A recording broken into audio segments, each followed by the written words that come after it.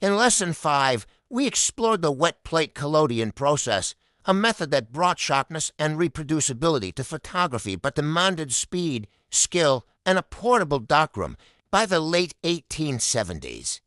The next big leap was about to make photography faster, simpler, and more accessible than ever, the dry plate process in 1871.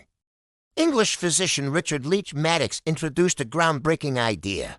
Instead of coating glass plates with collodion that had to be exposed while wet, Maddox proposed using a gelatin emulsion containing silver bromide. This emulsion could be prepared in advance, dried, and stored for later use, giving photographers freedom from the race against time. The advantages were enormous.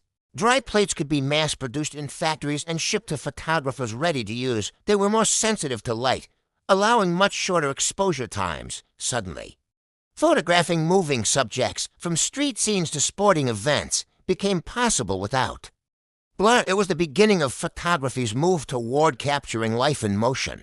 This innovation also paved the way for smaller, more portable cameras. Without the need for a darkroom at every location, photographers could travel farther, work faster, and capture more spontaneous moments. The world of photography was no longer confined to studios or heavily planned shoots. Then, in the 1880s, George Eastman took the concept further.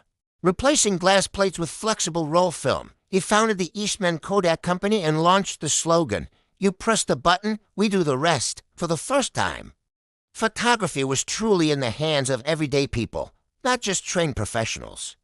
The dry plate era marked a turning point, the moment photography shifted from a specialist craft to a popular pastime. It bridged the gap between the chemical artistry of early photographers and the instant convenience of the 20th century, and with film photography taking center stage. The world was about to see images travel faster, farther, and into more lives than ever before. Follow and watch Lesson 7.